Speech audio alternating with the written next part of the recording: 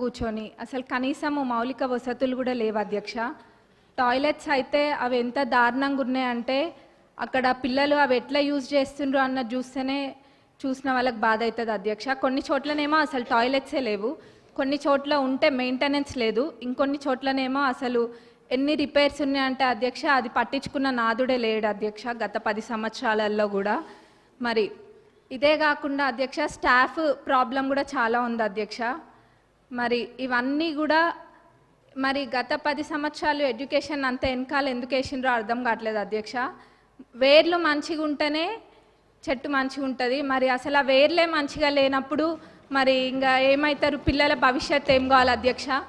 మరి government schools ఒకప్పుడు ఎంత మంచిగా ఉంటుండే అధ్యక్ష, ఇప్పుడు ఆ గవర్నమెంట్ స్కూల్స్కి పంపించాలంటే ఎంత లేనోళ్ళు కూడా ఆలోచిస్తుండ్రు అధ్యక్ష. అంటే వాళ్ళకి ఆర్థికంగా ఎంత భారమైనా కానీ ప్రైవేట్ స్కూళ్ళకి పంపించుకుంటుండ్రు అధ్యక్ష, ఎందుకంటే అక్కడ పోతే ఎటువంటి వసతులు లేవు కాబట్టి.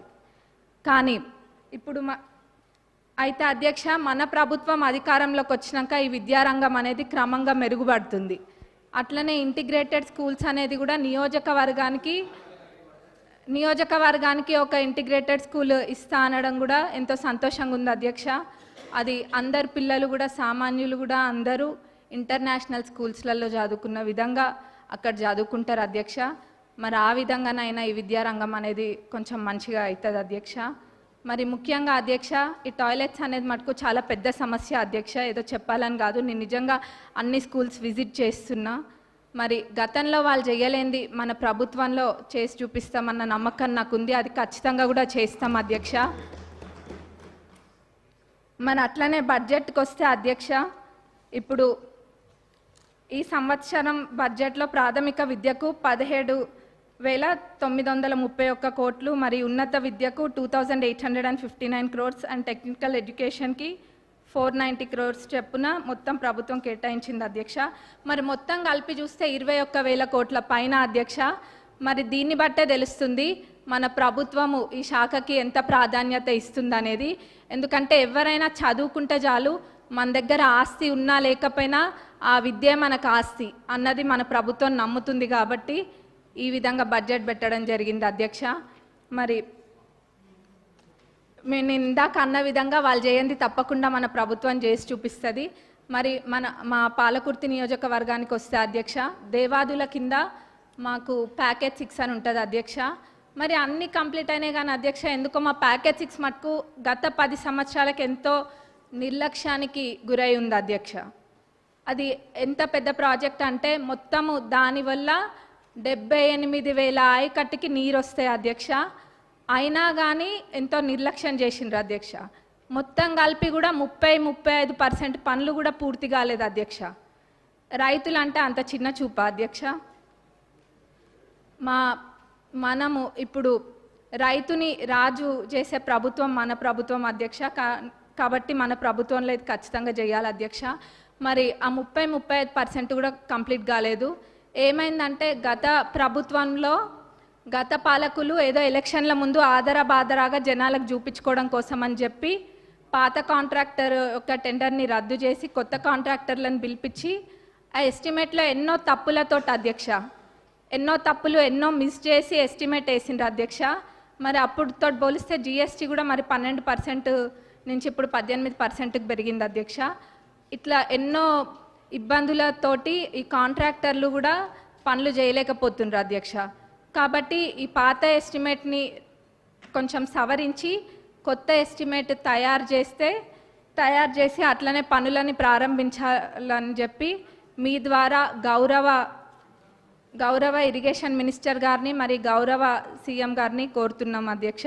ఎందుకంటే చాలా పెద్ద ప్రాజెక్ట్ అధ్యక్ష, 78,000 ఎకరాలకి ఇది నీరు అందిస్తుంది కాబట్టి ఇది పెద్ద ప్రాజెక్ట్ అధ్యక్ష. దీన్ని మన ప్రభుత్వంలో పూర్తి చేసి చూపించాలి అధ్యక్ష మనము. మరి అట్లనే అధ్యక్ష కాలువలు అధ్యక్ష, కాలువలు కొన్ని చోట్ల అధ్యక్ష అన్ని చాలా మటుకు కాలువలల్లో అన్ని చెట్లు మొలిచి ఉన్నాయి అధ్యక్ష. దాన్ని కూడా ఎవరు పట్టించుకోలేదు. మళ్ళీ ఎట్లున్నారంటే ఇక్కడ సభలో అనొద్దో అదేదో వాళ్ళు చేయకుండా ఏదో 10 సంవత్సరాలు మనమే ఉండి పాలించినట్టుగా చెప్తున్నారు అధ్యక్ష. ఏమైంది, కాలువల్లో అవి ఉన్నాయి ఇవి ఉన్నాయి అని. మరి నవ్వాలో ఏడవాలో తెలియదు అధ్యక్ష. కాబట్టి మేమే మా నియోజకవర్గంలో అయితే ఒక 30 కిలోమీటర్లకి పైగా మా సొంత డబ్బులతోటి మేమే పెట్టి అది తవ్విపియడం కూడా జరిగింది అధ్యక్ష. ఇక్కడ ఇదంతా ఇబ్బంది లేకుండా లైనింగ్ కాలువలన్నిటికీ కూడా లైనింగ్ చేయాలని మీ ద్వారా నేను కోరుతున్నా అధ్యక్ష. మరి అట్లనే అధ్యక్ష, చివరిగా రుణమాఫీ. ఆ రోజు అందరము ఇక్కడున్న శాసనసభ్యులం అందరం కూడా ఎంతో నమ్మకంతో చెప్పినాము, గతంలో రుణమాఫీ పూర్తి స్థాయిలో చేసింది కాంగ్రెస్ ప్రభుత్వమే, ఇప్పుడు చేయబోయేది కూడా కాంగ్రెస్ ప్రభుత్వమే అని. అది మాటలకి మాత్రమే అంకితం కాకుండా అధ్యక్ష, ఈరోజు అన్న విధంగా తప్పకుండా చేసి చూపిస్తుంది కాంగ్రెస్ ప్రభుత్వం అని చెప్పి ఈరోజు మనము చేయడం జరిగింది అధ్యక్ష. మరి ఇది అందరికీ, ప్రతి ఒక్క కాంగ్రెస్ కార్యకర్తకి, మరి ప్రతి ఒక్క రైతులకు కూడా ఇది గర్వించదగ్గ విషయం అధ్యక్ష. మరి మన గౌరవ అగ్రికల్చరల్ మినిస్టర్ గారిని, మరి మన డిప్యూటీ సీఎం గారిని, సీఎం గారికి మా నియోజకవర్గ ప్రజలందరి తరపున ధన్యవాదాలు తెలియజేస్తున్నా అధ్యక్ష. నాకు ఇక్కడ మాట్లాడే అవకాశం ఇచ్చినందుకు మరొకసారి ధన్యవాదాలు తెలుపుతూ ముగిస్తుంది. కొత్త ప్రభాకర్ రెడ్డి గారు.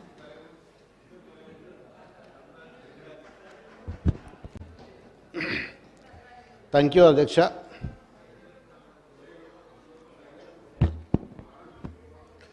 ఈరోజు పంచాయతీరాజ్ రూరల్ డెవలప్మెంట్ మీద పద్ధతుల మీద మాట్లాడే అవకాశం ఇచ్చిన గౌరవ స్పీకర్ గారికి ధన్యవాదాలు.